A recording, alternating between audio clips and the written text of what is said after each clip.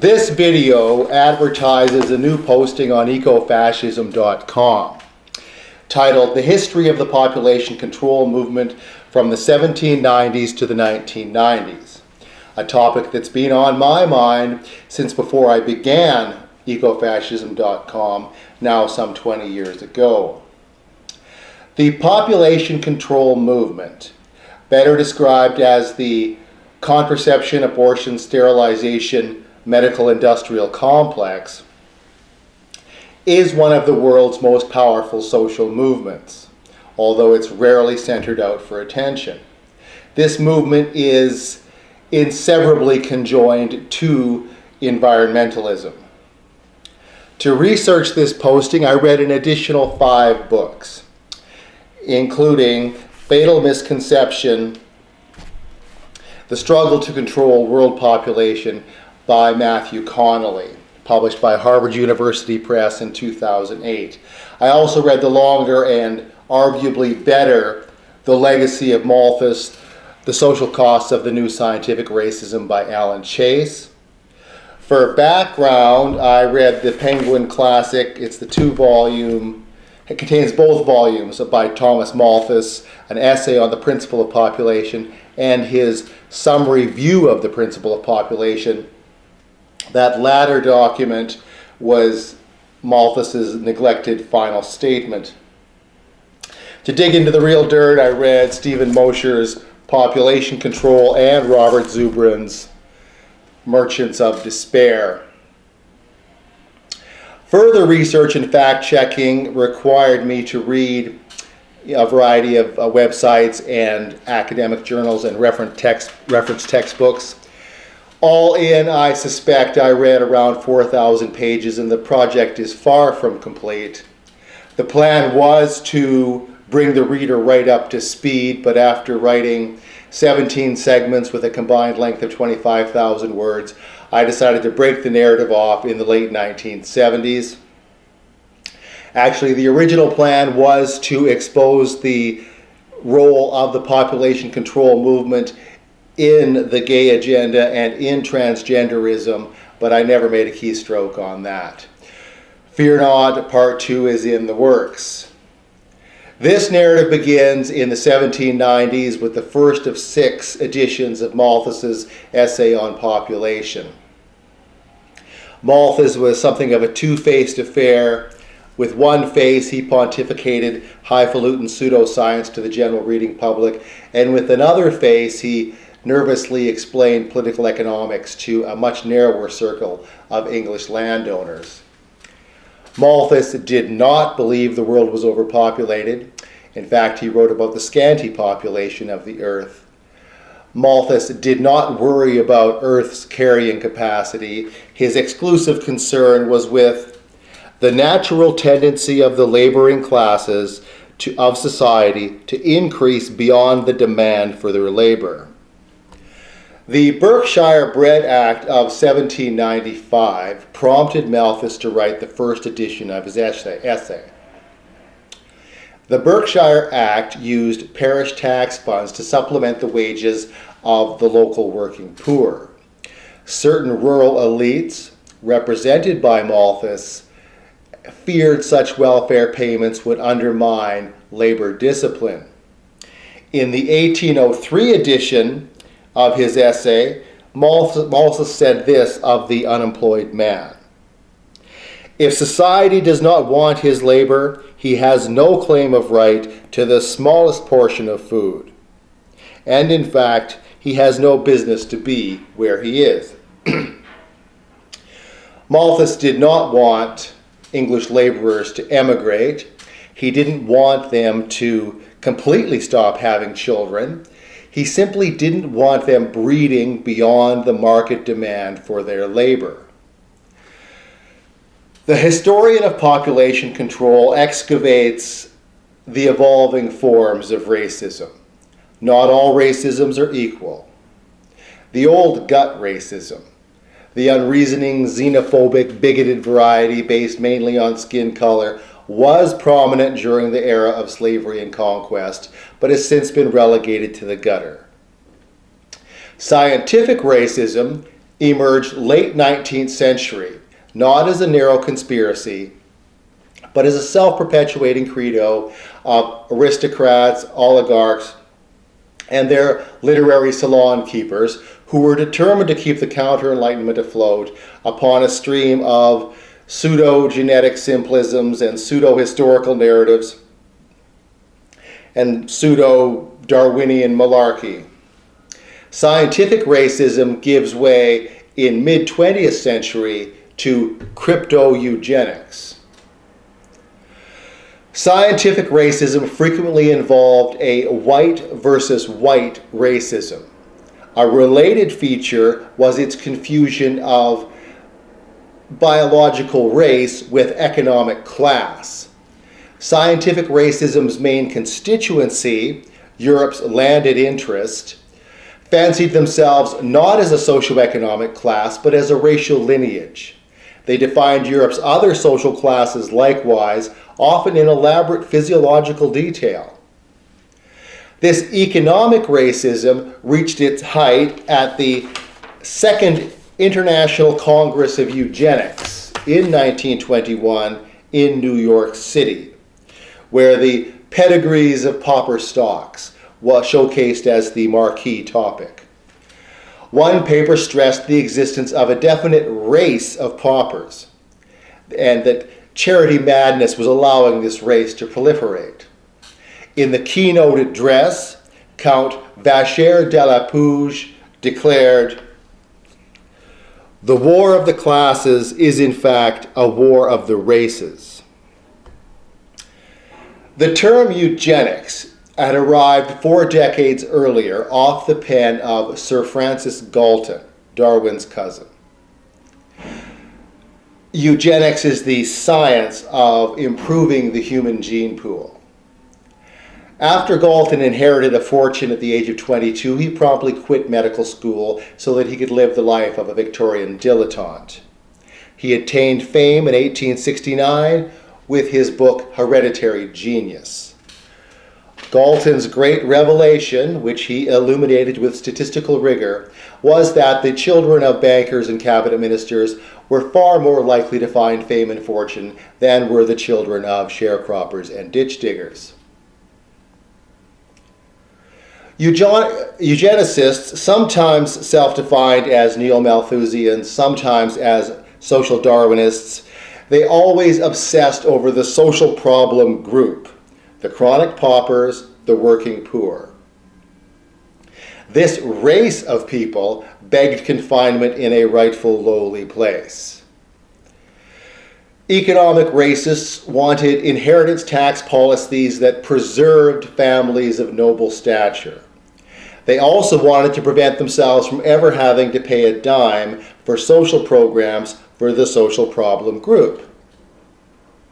They blamed the poor's own hereditary endowments for hunger-related diseases, for illiteracy, for poverty itself. A certain sadistic insensitivity pervaded the social sciences circa 1921. Count Vacher de la Puge was an early director of the American Birth Control League, which was founded in 1921 to represent birth control clinics in the U.S. Northeast. The League's original directors were considered notorious racists even by their contemporaries. The inaugural editorial of the League's paper sloganeered, "More children from the fit, fewer children from the unfit. This is the chief issue of birth control." Biographies of Margaret Sanger invariably suffer from a certain agency inversion. Oligarchic dynasties like the Rockefellers, the Dukes, Scaifes, the DuPonts, being inheritors of wealth, justify themselves as being the products of superior breeding. They despise mongrels. They invented Sanger. She didn't recruit them. Au contraire. Differential fertility rates dogged the eugenicists. Their tireless efforts to develop and disseminate contraception and abortion technology aimed at suppressing the social problem group's fertility. It was the middle classes, however, who were always their most loyal customers. A variation on that dynamic vividly betrayed itself during the American abortion crusade of the late 1960s. Abortions in the 19th century were as likely to kill the mother as the fetus. A revolution in antibiotics and surgical techniques created the situation in the early 20th century wherein middle-class men could safely terminate unwanted pregnancies of their mistresses and daughters. For a fee, society doctors would perform abortions, often elegantly mislabeled curatiges, to skirt the relevant abortion laws. Thus, the 1960s pro-abortion crusade wasn't about safe abortions for the upper crust. They already had access to safe abortions. Rather, the 60s movement was driven by fears of high fertility remnants among the lower castes, swelling the welfare rolls. Black rioting and Watts in Detroit empowered the pro-abortion lobby. Journalists and academics stoked fears about unnatural black fertility rates. New York legalized abortion in 1970. After a 1973 Supreme Court ruling eliminated many of the restrictions on abortion, many states followed New York's lead. After abortion became routine, sterilization became a condition for abortion approval in many American hospitals, certainly the teaching hospitals and other clinics. Mass sterilization was first proposed by Francis Galton back in the 1880s as a means to stem the rise of what he referred to as inferior strains of Englishmen. America's hub of sterilization activism was the Eugenics Record Office, or ERO. It was created with a gift of $500,000 and 80 acres of land from Mrs. E.H. Harriman. She was the railway tycoon's widow, and she sustained the ERO until 1918, when the Carnegie Institute assumed its costs. The ERO did not invent the sterilization lobby. State legislatures had been passing compulsory sterilization bills since 1897. These bills were either vetoed by governors or blocked by the courts until 1907, when Indiana enacted the world's first compulsory sterilization law. In 1914, ultimately 30 states would follow, and the colony of Puerto Rico would follow Indiana's lead. To facilitate that process, the ERO in 1914 drafted what they called the Model Eugenical Sterilization Law. It stipulated the sterilization of the feeble-minded, the criminalistic, inebriates, the blind, the deaf, and of course, the chronically unemployed. They distributed copies of their model law to state legislatures and politicians around the world, also to clergy, professors, editors, etc. 64,000 Americans suffered forced sterilization between 1907 and 1964. The Canadian province of Alberta, where I'm currently ensconced, imposed sterilization at 4 times the average US rate. Of course, these rates pale by comparison to what happened during the Third Reich. There, 2 million German citizens, and I stress 2 million German citizens, 5% of the adult population, were sterilized in 12 years, often for alleged moral failings. In India, during the 1970s Great Population Emergency, 8.2 million people were sterilized in a single year, 1976. Often at the shaky hands of paramedics who had 2 days training and who were using non-sterilized surgical equipment. Subtler sterilization campaigns of the First World came to light in the 1970s. At that time, around 1 million Americans were being sterilized every year. Similar rates persist today. Many of these voluntary sterilizations occurred under duress. In a 1974 federal court ruling, the judge found that 50,000 to 100,000 low-income persons were annually being coerced into sterilization under the threat that their welfare or medical aid benefits would be discontinued. Population controllers in Puerto Rico pioneered the tactic of pressuring women into sterilization operations immediately post-childbirth. This postpartum technique was developed with Rockefeller funding.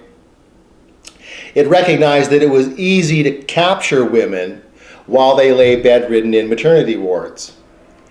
A specific campaign started by a private group in the mid-1960s in Puerto Rico and then handed over to the U.S. Department of Health had by 1975, within 10 years, using this postpartum technique, they had sterilized 1/3 of all Puerto Rican women. The Third Reich sterilization law was taken word for word from the ERO's model eugenic sterilization law. This should not surprise, because the man Hitler had chosen to be his Reichscommissioner for eugenics was the same man who had been chosen by the International Federation of Eugenics Organizations to be their president at a conference in New York City. That is but one example of a very long list of overlaps between Anglo-American eugenicists and eugenicists from the Axis powers. There were also deep divisions amongst eugenicists during the fascist era. Italian eugenicists broke sharply with Malthusianism in the 1920s. Italian fascists domestically favored positive eugenics, meaning helping the right families have large numbers of children. Italian fascists overseas favored eliminatory eugenics, or genocide, as was witnessed by their killing about 1 million North Africans in the 1930s with chemical munitions and aerial bombardments, etc., to make way for Italian colonists. Imperial Japan suppressed birth control domestically. They made the 5-child family the national norm. Then they embarked on a genocidal onslaught against China. The Nazis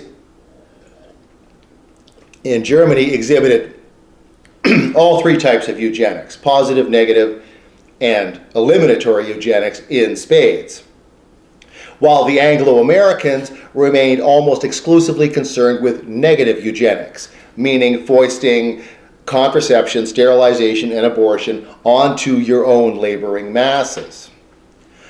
The Anglo-Americans prevailed in World War II, hence Anglo-American eugenics prevailed in the global population control movement with some modifications. Post-World War II, explicit, outspoken racists and classists had become movement liabilities. The long-serving president of the British Eugenics Society, C.P. Blacker, described the movement's new orientation as crypto-eugenics, by which he meant the effort to fulfill the aims of eugenics without disclosing what you're really aiming at and without ever mentioning the word. Blacker co-founded the International Planned Parenthood Federation as a crypto-eugenics initiative. Blacker credited Frederick Osborne with actually coining the phrase and much of the strategy of crypto-eugenics. Frederick Osborne was a key architect in founding the modern American environmental movement. The overall movement remained as racist and classist as ever. However, they came up with new catchphrases and new sales pitches for their movement. They had always talked about maternal health, but now they really emphasized maternal health along with reproductive rights and sexual freedoms as ways to make the movement, make their eugenics agenda, their crypto-eugenics agenda, more palatable to the public at large. This modernized movement mobilized on the margins of the political sphere until around 1965.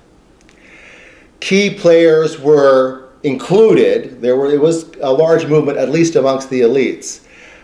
Key players included the Rockefeller family, the Ford Foundation, and a clique revolving around the fanatical Malthusian Hugh Moore, who was also the owner of the Dixie Cup Corporation, and his senior partner, the wealthy Nazi sympathizer General William Henry Draper II.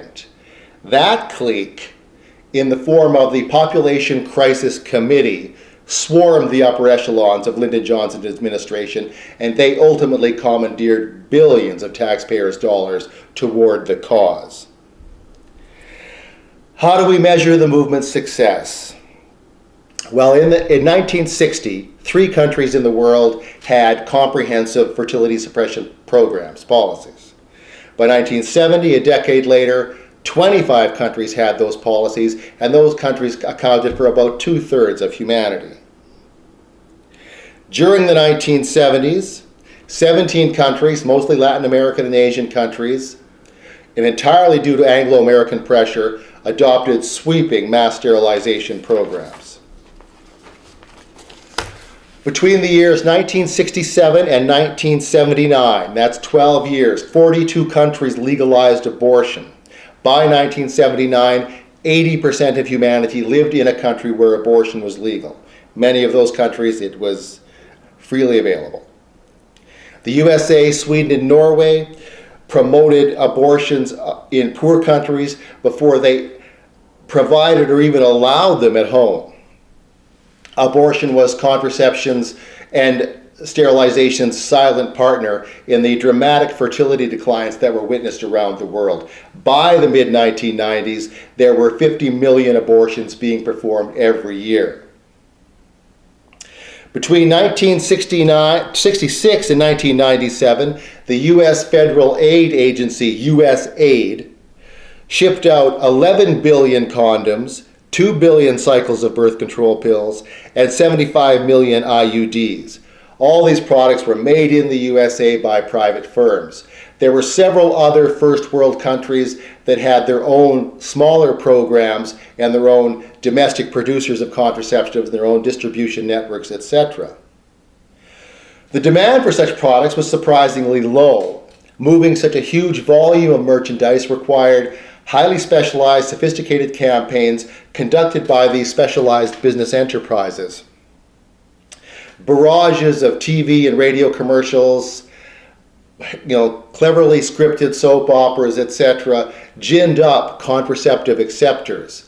The contraceptives themselves, the pills, the condoms, what have you, they were either distributed far below cost or were simply given away for free. This overall marketing program was guided by a truly colossal demographic sociological research. USAID spent $250 million on a single world fertility survey. In the 1980s, while Nigeria groaned under the dictatorship of General Babangida, a joint World Bank, UN, USAID fertility suppression program inundated Nigerian culture with over 3,000 mainstream media interventions. These interventions included pop songs with anti-family lyrics. They included scripted television dramas. They included surreptitiously inserted newspaper editorials. Nigerians were led to believe that they were experiencing this spontaneous cultural sea change. In 1995, President Clinton's population lieutenant and environmentalist supremo, Timothy Worth, paid a special visit to Peru's President Alberto Fujimori and delivered an additional $15 million in aid. In the immediate wake of Worth's visit, Fujimori launched a sterilization campaign entirely funded by USAID targeting Inca women. Teams went out village to village conducting tubal ligation festivals. Inca women were subjected to repeated home visits, verbal abuse, threats of withdrawal of food aid and various sorts of benefits. 90% of the 315,000 women who were sterilized were either pressured or tricked into the operation. Most of them were told it was a reversible procedure. One of the movement's greatest hits occurred in US-occupied Japan in the late 1940s and the early 1950s. It began, as ever, with these intensive demographic research programs that the occupying forces conducted 5 censuses in 5 consecutive years. By 1950, the Japanese media was saturated with stories about overpopulation. The U.S. occupying forces compelled the Japanese government to issue a decree declaring Japan to be extremely overpopulated. The occupying forces compelled the Japanese government to legalize abortion, make it readily available, even for economic duress. They also compelled the government to legalize 27 different types of contraception. Who knew there were that many? To the Japanese public, the program was designed to appear as though it was entirely driven by their own leaders, by their own Japanese political elites. The movement, that particular campaign was an amazing success. They cut the Japanese birth rate by half. By 1955, there were 40% more abortions in Japan than there were live births. Much more can be said about these various programs, both domestic and foreign, but this video is but an introduction to an introduction. If you want to get more of that information, and it's all fairly well footnoted, you'd have to go to www.ecofascism.com.